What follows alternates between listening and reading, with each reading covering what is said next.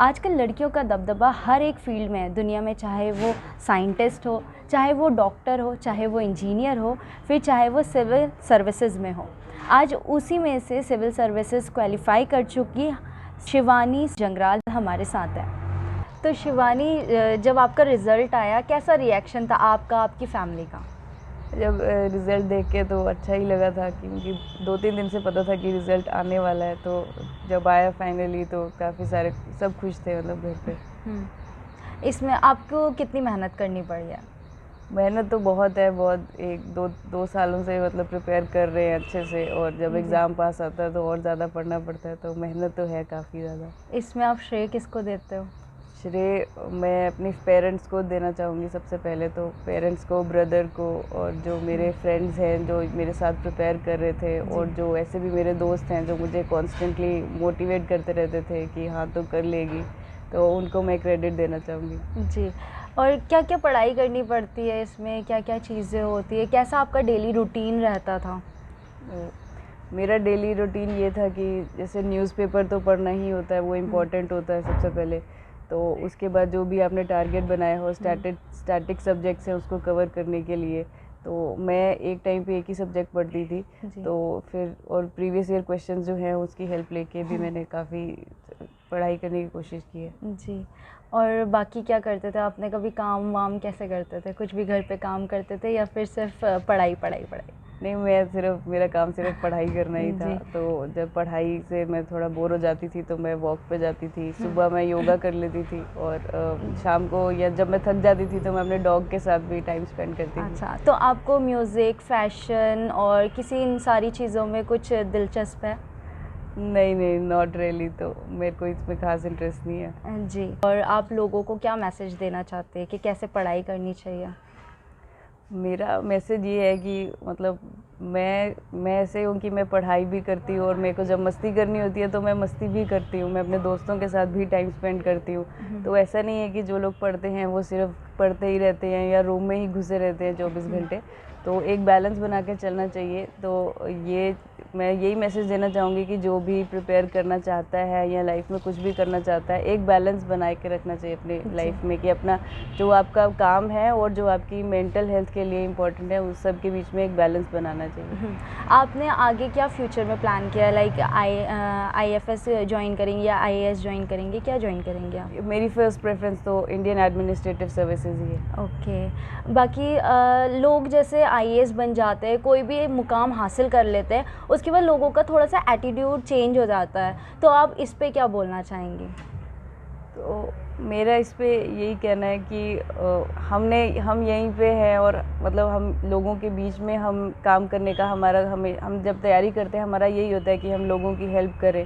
तो जब हम फाइनली बन जाते हैं तो फिर जब हमें एक प्लेटफॉर्म मिलता है, तो हमने जो आइडिया लेके हमने प्रिपरेशन स्टार्ट की थी उसी पे हमें कंटिन्यू करना चाहिए। और मेरे को ये लगता है कि अप्रोचेबिलिटी सबसे ज़्यादा इम्पॉर्टेंट है एक IAS ऑफिसर के लिए, कि आप लोगों के लिए एक्सेसिबल रहें, उनकी प्रॉब्लम्स को समझें, ताकि उन्हें भी लगे कि हाँ हमें भी कोई सुन सकता है, और जो हमारी प्रॉब्लम का सोल्यूशन की जो एडमिनिस्ट्रेशन है वो ज़रूर निकालेगी।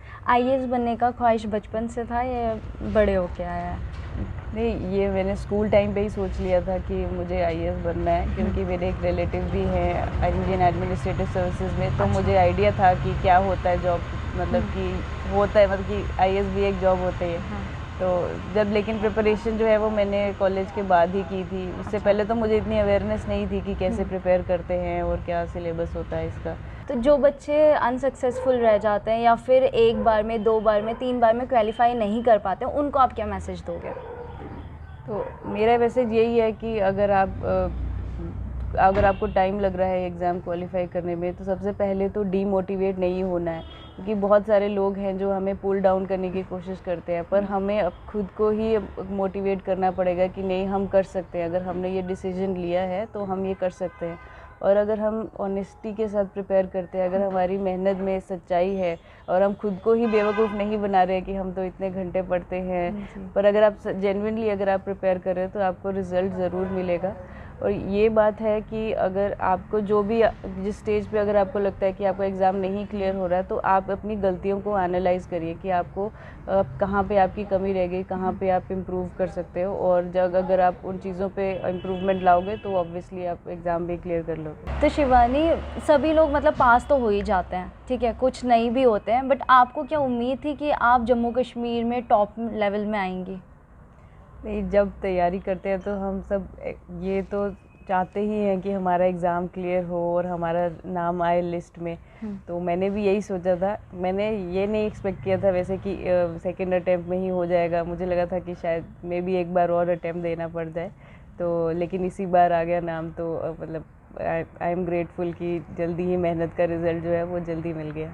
और ये अब अच्छा लग रहा है कि मतलब जम्मू से एक ही लड़की हुई है तो वो मैं हूँ, तो वो अच्छा लग रहा है। और मेरी वजह से मेरे पेरेंट्स का नाम अब लोगों को पता चल रहा है कि हाँ ये इनकी बेटी है, तो ये चीज़ अच्छी लग रही है। मतलब सब खुश हैं, रिलेटिव्स, पेरेंट्स, फ्रेंड्स मेरे काफ़ी खुश हैं, तो अच्छा लग रहा है उन सबको देख के। जब रिज़ल्ट आया तो आपको कैसा फील हुआ?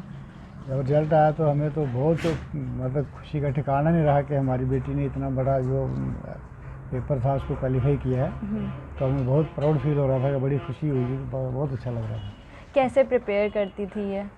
प्रिपरेशन का इसका है कि इसका प्रिपरेशन का बहुत मेहनत करती थी। इसको अपनी प्रैक्टिस थी पढ़ने की। तो ये जो भी चीज़ पकड़ती थी उसको मतलब बड़े थारवली पढ़ती थी जी।